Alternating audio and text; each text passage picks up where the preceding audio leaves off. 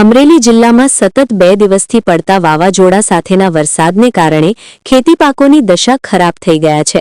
બાજરીના ઊભા પાક હોય કે ચણાના તૈયાર પાક, ઘઉંના તૈયાર પાક સાથે ધાણા અને ડુંગળીના પાકો વાડી ખેતરમાંથી ઉપાડે તે પહેલા કમોસમી માવઠાના મારે ખેડૂતની હાલત ખરાબ કરી દીધી છે। ખેડૂતો જાય તો જાય કહાં જેવી સ્થિતિ નિર્માણ કરતા ખેડૂતો નોંધારા બન્યા હોવાનો વસવસો વ્યક્ત કરી રહ્યા છે। અમરેલી જિલ્લાના બગસરા, વડિયા, ધારી, અમરેલી, વડિયા સહિતના મોટાભાગના તાલુકા મથકો પર કમોસમી વરસાદે ખેડૂતોના મોંમાં આવેલો કોળિયો જૂટવાઈ ગયો હોય ત્યારે ખેડૂતો સરકાર સમક્ષ ફરી આશાઓભરી મીટ માંડી બેઠા હોય ત્યારે ખેડૂતોના સર્વે કરીને સહાયરૂપ બને તેવી લાગણીઓ ખેડૂતોએ વ્યક્ત કરી છે।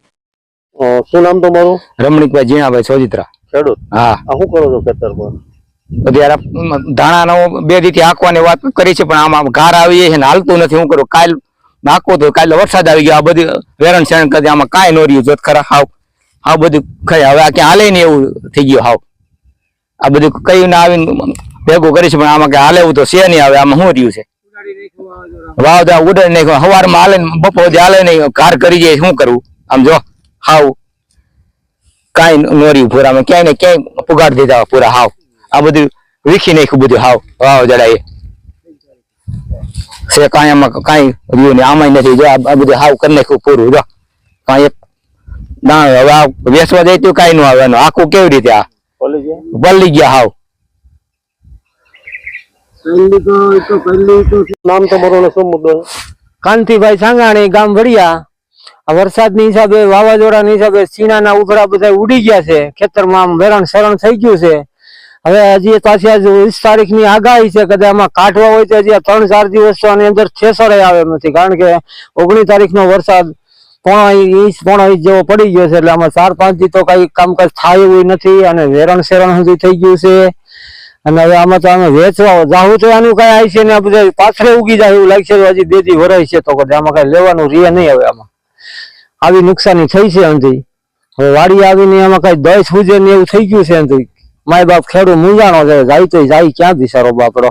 આપડા વડિયા વિસ્તારમાં શેનું વાવેતર થાય? વડિયા વિસ્તારમાં તો ધાણાના ઉધરા ઘણા પીડા છે, ઉડ્યા છે, પાસરા ઘઉં છે એ બધા ઢળી ગયા છે, આ પાસરા સીણા છે એમાં બધા નુકસાની, કોઈને ડુંગળી હોય એમાં પણ નુકસાની છે પાકલ ડુંગળીમાં। શું નામ અને શું મુદ્દો છે? ભરતભાઈ વેલજીભાઈ ઢોલરિયા, ગામ વડિયા। આ અમારા ધાણાનો પાક છે, આથી 8 દિવસ પહેલા વાઢ્યો તો, 15 દિવસ અને હુકાવા દઈ ત્યારે તૈયાર થાય, પણ આ વરસાદની હિસાબે આ બધું પાક હવે પૂરો થઈ ગયો છે, ફેલ થઈ ગયો છે। હવે આને અત્યારે 2-5 દિવસમાં કાઢવું હોય તો ગારો એટલો છે કે એમાં વાહને આવે એવું નથી, અને આ બધું ઉડીને હવે હાવ પાક ફેલ થઈ ગયો છે। આવી તો ચણા છે, મારે બીજા ચણા છે 5 વીઘામાં, બહુ ઘણી નુકસાની છે આમાં। આ સિવાય બીજા ક્યાં પાકમાં નુકસાની છે?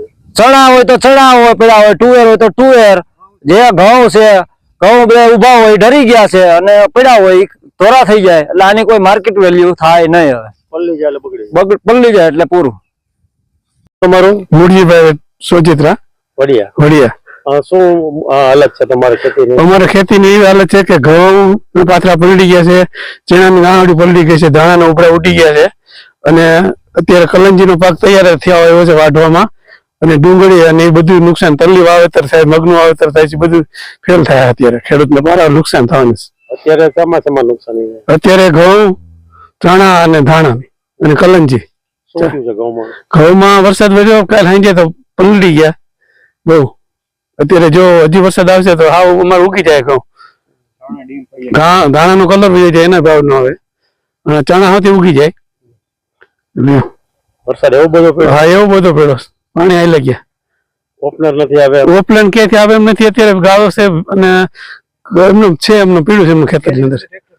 હા 2 દિવસ તો ટ્રેક્ટર આવે એમ જ નથી ખેતરની અંદર, એવો ગારો થઈ ગયો છે। હજી આજે વરસાદ આવે તો વધારે નુકસાન થાય ખેડૂતને।